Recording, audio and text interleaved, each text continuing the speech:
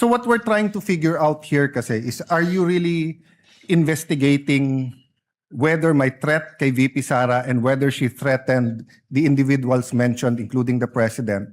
Or are you only investigating the video and finding kung meron siyang crime? So I asked Agent John Mark Calilum, hindi daw niya kinausap ang sabi ko PSG, pero PSC na sila ngayon, di ba? Presidential Security Command. So Opo. did you speak to the Presidential Security Command about the threat on the President? Your Honor, in terms of correspondence between the Presidential Security Command at yung NBI, ang makakasagot po niyan yung director. Kasi hindi ko alam kung may usapan po sila. Meron po kasi kaming tinatawag na need to know basis. Ang focus lang po namin as... The problem with your answers, witness, is that kung yan ang sagot mo parati, hindi mo inimbestigahan ng husto. Hindi ho. Because you didn't get the information from your intelligence. You did not get your information from the task force. You did not get your information from the Presidential Security Group. Did you talk to the CIDG? Your No, Honor... may you answer first. Did you talk to the CIDG? No, Your Honor. hindi. No. Hindi. But nag-imbestiga din sila, di ba? I think so, Your Honor, kasi Yes. may statement sila. So yun din yung tanong nga ng Senate President eh. Kung iniimbestigahan nyo talaga yung buo at kayo ang head at kayo dapat ang mag-imbestiga, bakit hindi nyo kinausap yung mga ibang nag-iimbestiga? Baka may alam sila na hindi. Yung usapan po na yan, it's a matter of intelligence. Hindi ko alam kung may usapan sila o kung wala silang usapan with the director and with the intelligence service, Your Honor. Yeah, I'll take that answer, but I think at least alam nyo yung nasa isip namin and what we want clarified. Secondly, sir, all of you, yung apat, you signed the February 10, February 2025 NBI Affidavit of Investigation. Tama po ba, di ba? Yes, Your Honor, our affidavit of Tapos investigation. kasama dito yung verification nyo, basically saying that based on the records, tama tong lahat. No? Verification ng ano po, Your Honor? Ng Sa dulo, nag-sign kayo ng verification. verification of non-forum shopping, Your Honor? Yes. And Opo. that, aside from non-foreign shopping, give me some latitude because to explain the question. We read and understood its contents and the allegations therein are true based on authentic records. Yes, Your Honor. Yeah. So may mali ba dito? Factually, wala. Na-review mo naman to, no? May konting typo dyan, which is Hindi normal typo, naman, Your Honor. factual. Insofar as I'm concerned, Sino lahat po ba yun. nag-prepare? Ang team po namin with the... Tapos pinapirma sa inyo? Hindi ho, kami ho nagtulong-tulong mag-draft ng affidavit of investigation, kung ano yung legal basis namin, and then we agree and we concluded na ito yun. Then someone And then, typed it up, then you signed. I asked this because nung tinanong ko kay Agent Mark John Calilum, sabi niya, dito nakalagay conditional pero tingin niya absolute. You answered the same thing, it's absolute, pero dito nakalagay conditional. The utterances itself, Your Honor, is what we called event-based condition, ang classification namin. Okay. Yun so- yung utterances, Your Honor. I'll take that answer. I think mas factual yun. But sa paragraph 51, was VP Duterte ever Secretary of the Department of Justice?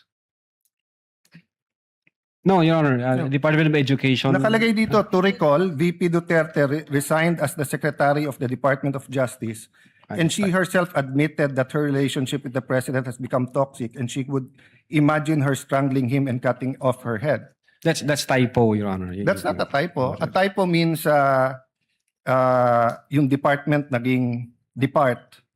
Department of Justice and Department of Education are two different things. Ang alam If- namin, if- sorry po. Yes, sir. Go ahead, sir. Yeah, Department of Education ang alam po Yeah. namin. So, kasi I just filed my counter affidavit sa ombudsman about yung obstruction of justice. Ilang beses ko kailangan basahin kasi nga, pag may mali, pinirmahan nyo na sinasabi nyo. No? But anyway, going back to the condition, you mentioned the case of SPO2 Hamata. Yes, sir. But isn't it true that the lis mota of that case was really res judicata and double jeopardy? Meaning, hindi tinake up ng Supreme Court whether or not a condition. Yes, sir. Di ba? Opo. Oh, so that wasn't on point. Kasi I was going to ask, is there a difference if the condition is legal or illegal? Di ba? So halimbawa, pag sinabi ko sa yung, pag natanggal akong Senate President, patatanggal din kita. Okay. Unang-una, legal naman akong tanggalin na Senate President. We always vote. There's nothing there. But if illegal, o pag pinapatay mo ko, papapatayin din kita. Is there a difference if the condition of why I will act or why I'm threatening you is an illegal act? Well, under the law, Your Honor, it says there that even the condition is unlawful. So, regardless of the nature of the condition, Yes. sir. No, I want to get lang into your mind when you sign this because nga medyo novel yung case to for me. Even as a lawyer, I have to do more research and see anong ibig sabihin nito grave threats dito because you keep mentioning we keep mentioning here that this is the second highest official in the land and therefore pag trinete niya ang Pangulo. But who was the Vice President claiming na pwedeng magpapatay sa kanya? Again, Your Honor, yun po yung reason ba't nag-issue kami ng subpoena. No, Gusto po namin... sa reading nyo nung statement niya, sino tinutukoy ng Pangulo na mukhang mag-ooperate sa kanya ng Operation Romanov? Sinong pinagbibintangan niya? Well, una, kung ang pag-uusapan Romanov, Your Honor, ang alam namin na unang nagbigkas ng Romanov ay si Mayor Baste yata noong January 2024. Other yes. than... That's irrelevant. Ang question ko, in the mind of the Vice President, sinong pinagbibintangan niya na pwedeng magpapatay sa kanya? You said you investigated eh. So mahaba na testimony niyo ni Agent John Mark. So of course, kasama sa investigation niyo, sino sa mind ni Vice President magpapapatay sa kanya? Well, again, Your Honor, since wala kaming makuhang valid information. No, hindi ba klaro sa video na ang pinagbibintangan niya is the First Lady, the President, and the Speaker of the House? So sabi niya, pag pinatay ako, patayin mo silang tatlo. So ang pinagbibintangan niya na magpapapatay sa kanya, yung tatlo. I cannot answer to that, Your Honor. Senator Judge Allen, kindly wind up. Okay. But you have to be able to answer that because you're the one who investigated. And that is crucial. Why? Because part of your self-defense, so for example, if I know na sa senator judge, pag hindi ako bumoto one way or the other, papapatayin ako ng whatever, chief PNP or papapatay ako ng whoever. So pag sinabi kong, pag ako pinatay, si ganito nagpapatay sa akin. And then, ang difference, I don't usually give a threat na patayin mo rin. So could it be that actually that was the defense of the Vice President para hindi siya patayin?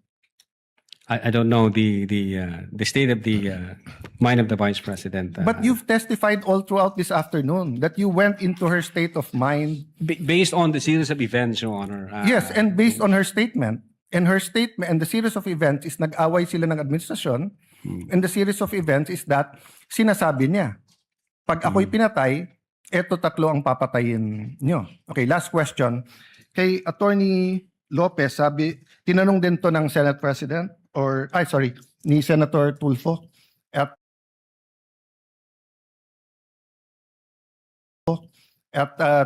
di ko na itatanong pero napahapyawan ni Senator Erwin din to yung tungkol kay yung sinabi ni si Attorney Lopez, sabi mo, even before kasi nangyari yon, nakausap na ni Vice President yung papatay. That's the literal meaning of the statement. Yes, that's the literal meaning, but did you believe her? Well, she's the Vice President, sir. So she also said freedom of expression, so you also believe her? Not based on the evidence that what we gathered, sir. No, okay, so I'll stop there but I'll read to you. Sinabi niyo kasi sedition. Pero tignan niyo po yung page 25 nung sarili niyong affidavit ha. Si Princess Maui, ang sinabi niya, ano po ba ang pwede niyong maging remedy para matapos na ito? Lalo't nagsisigaw na po ang taong bayan na mag-people power na. So actually, I would consider ang nag-uudyok si Princess Maui. Of course, we can discuss people power, Pero tignan niyo po ang sagot niya after yung sa pagpatay. Ang laban ay wala dyan sa EDSA, ma'am. Wala dyan sa mga highway. Ang laban, ma'am, nandun sa loob ng palasyo. Yan ang problema. We appreciate yung expression nyo ng disgust, ang pagkamuhi, ang hopelessness, kasi it reflects kung ano nararamdaman ng maraming milyon-milyon. Alam ko yan, ma'am. Kahit saan ako pumunta, ang sasabihin, binoto namin dahil sinabi mo, iboto namin. So if I look at that statement, parang baliktad. Parang sinasabi niyang huwag kayo mag-people power. Hindi, actually, kung babasahin po natin yung buo, may sinabi siya doon na natutuwa siya sa ginagawa nila. Sa ginagawa nila na active nagrarally. Pero sa people power, ito yung exact. But I won't argue with you. I'm just trying to get into your frame of mind. Yes, Your When Honor. do you believe her and when do you not believe her? And what did you actually investigate? We based everything on the evidence that we've gathered. Thank you, sir. Presiding Officer. Thank you, Mr.